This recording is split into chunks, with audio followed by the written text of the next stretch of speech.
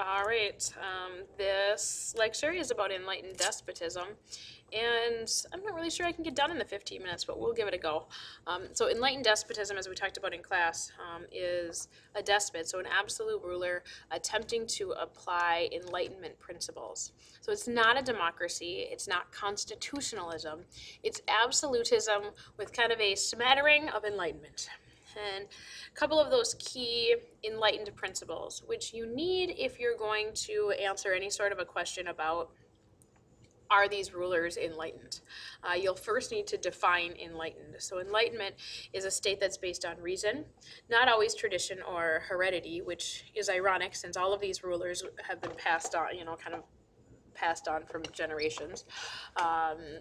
Natural rights, and this Locke's belief in natural rights, life, liberty, and property, a little bit different when you apply it, widespread in the Enlightenment. It's everyone's right to hold private property, equality before the law, which is everyone is subject to the same laws, no matter what status you are. So nobles, peasants, middle class, all people are subject to the same laws, and the laws are enforced equally, regardless of class.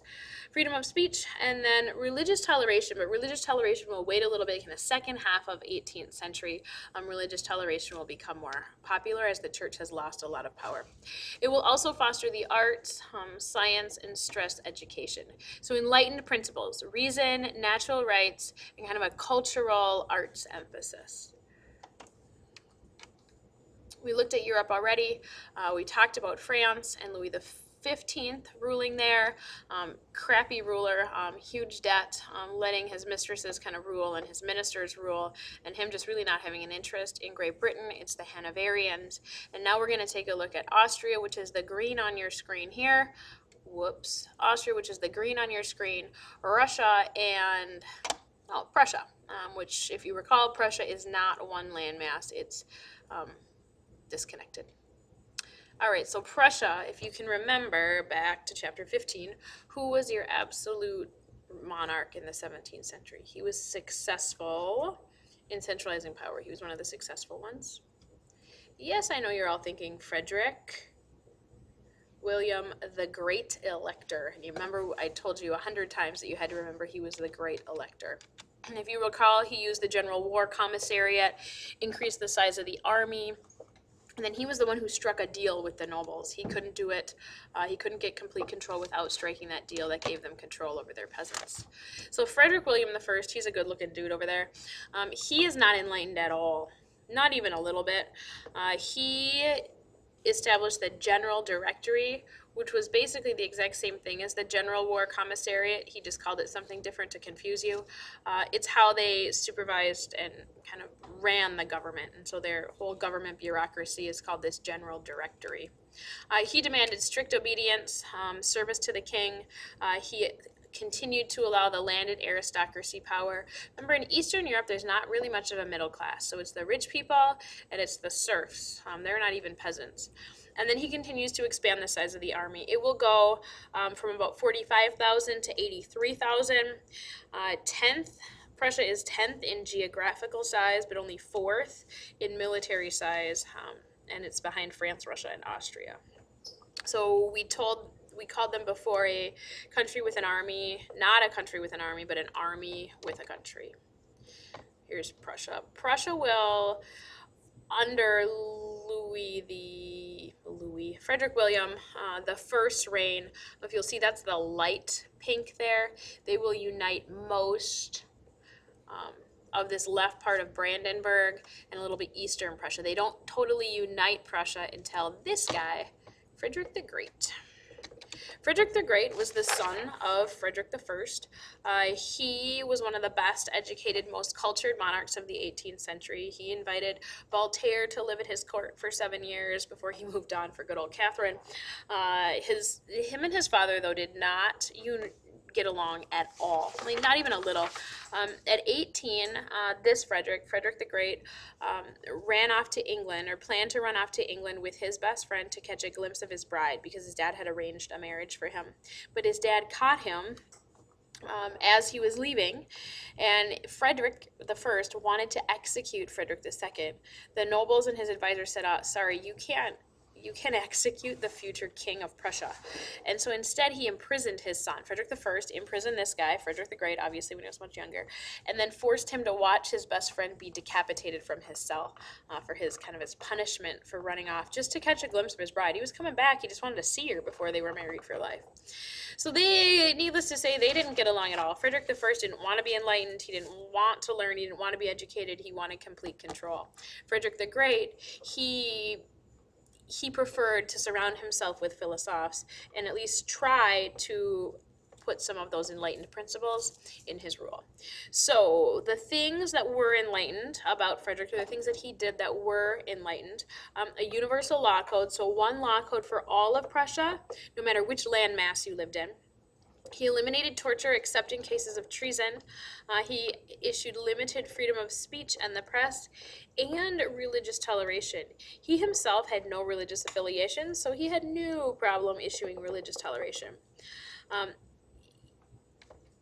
The not so enlightened piece of him was really what continued to be a problem for Prussia, and that was the power of the aristocracy.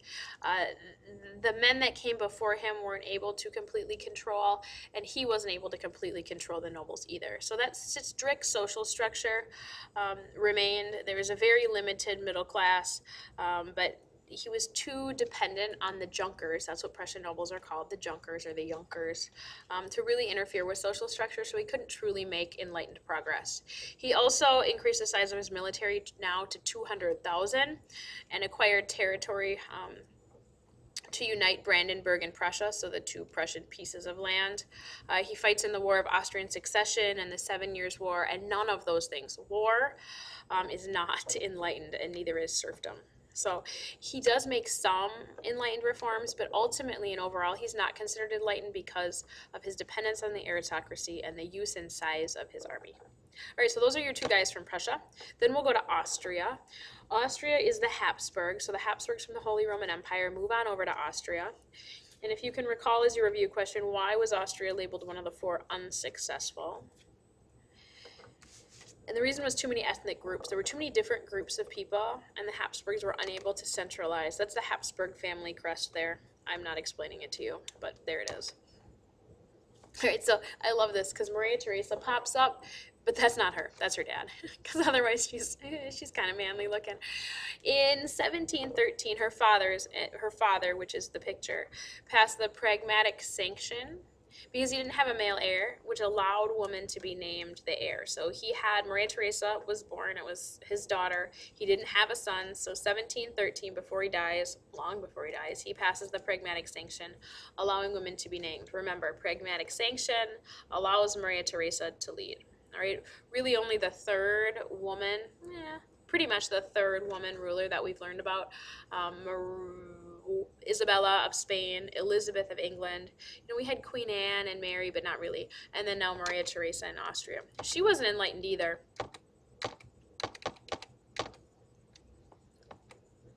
There she is. She was immediately challenged because she was a woman by Frederick the Great. So they will take over in the same year. Maria Theresa and Frederick II, or Frederick the Great, will take over in 1740. Frederick the Great immediately sees the opportunity to seize land and power from Austria because he thought Maria Theresa was a weak girl. And so he declares war. Maria Theresa, just to note, was the only woman in the 650 years of Habsburg rule. Only woman. Anyway, so she's immediately challenged, but she aligns with Great Britain and is able to fend off the attack from Prussia. All she loses is Silesia, which actually is pretty good, all things considered. She'll double the size of her army to defend, and it was needed to offend herself from attackers like Russia and Prussia. So what she does enlightened-wise, the only thing she does that is enlightened is she attacks serfdom. She issues the robot patent in 1771, which regulates serfdom. It says that serfs only have to work 3 days a week instead of 6. However, there's really no enforcement. And so peasants, I don't even know the peasants know that this robot patent was ever issued. It's totally ignored, but at least it was a start. And someone was considering the fact that serfdom was an awful thing. She's not enlightened because, again, she enlarges the size of her army. She's very, very Catholic. Maria Theresa will have 16 children. The youngest being Marie Antoinette. She is number 16, who will later lose her head in the French Revolution. But so no religious toleration. She centralized power. She attempted to centralize power, taking the power to tax away from local governments. And then she continued mercantilist policy. She issued some free trade within her Austrian empire, but really mercantilist, she attempted to control most all of the economy through her government. So she wasn't enlightened. She hated the philosophes. No philosoph came to live at her court, nor were they really in Austria. So war, Catholicism, mercantilist economy, centralization, not enlightened. The only thing that was enlightened was her attack of serfdom. Her son, Joseph, on the other hand, will, at least on paper, be the most enlightened monarch of his time, at least on paper. In all, this dude issues 6,000 decrees and 11,000 laws in his 10 years, which almost all are about some sort of freedoms. So he's got a laundry list of freedoms. Probably the most important one for you to know is the Edict of Toleration, which issues religious toleration for Jews as well as Protestants and Catholic. One of the first of its kind in 1782. So abolish serfdom. However, the way that he did it, not even the serfs were happy. So he says, serfs, you're free. He doesn't give them any land. He doesn't give them a way to make a living for themselves. There's really no middle class or urban development or jobs for the serfs to have. So he abolishes them. He abolishes serfdom, but there's nothing to back it up, so they don't have anything to do. So they have to go back to their nobles, and now it's kind of almost by choice, which is even worse, and they're punished for leaving, and it's a bad situation. He tries to issue equal taxation. His mom had taxed all, nobles included, but not equally. He attempts equal taxation, equality before the law, equal punishment, so he abolishes the death penalty, freedom of press, toleration of all religions, no economic restraints. It's just too much. He's not able to really accomplish anything because he's issuing a new freedom every day and no one is really following through. So he alienates everyone, and all of his reforms fail. So here lies Joseph, unfortunate in everything that he undertook. That is what his tombstone read. Poor guy. So it's something that's memorable, that he, unfortunate in everything he undertook. So he is not enlightened. He alienated, and the monarchs really realized at this point that they couldn't do stuff without the support of some group. In the past, it had always been the nobles. No one had ever kind of courted the peasants for support, but certainly the monarchs couldn't alienate everyone. They were not that powerful. All right, I have 2 minutes to try and squeeze in Russia. I will give it a try. So Peter the Great dies in 1725. Catherine doesn't take over until 1762, but there's really no leaders of note in between. All right, there's really not. So what we are looking at then is the jump from Peter as a Romanov to Catherine. She takes over. Her husband was actually the king, Peter III. He was really unkind, rude. They were married at the age of 15 in an arranged marriage. She was German. He had no respect for her at all. When they would go to royal banquets and royalty was announced, he made her stand because he didn't consider her royalty, even though he was her wife. So she, being smarter than him, she plotted with the nobles to murder her husband and take over. And she did. In 1762, Peter was murdered, kind of at her urging. She didn't directly do it. And she was named queen. So she wrote instruction in 1767. Did I say 1772? It was 1762 that she took over. So she invites Voltaire to her court, Diderot to her court. And then in 1767, the influence leads her to write instruction, which is instructions to her parliament to attempt some enlightened reforms.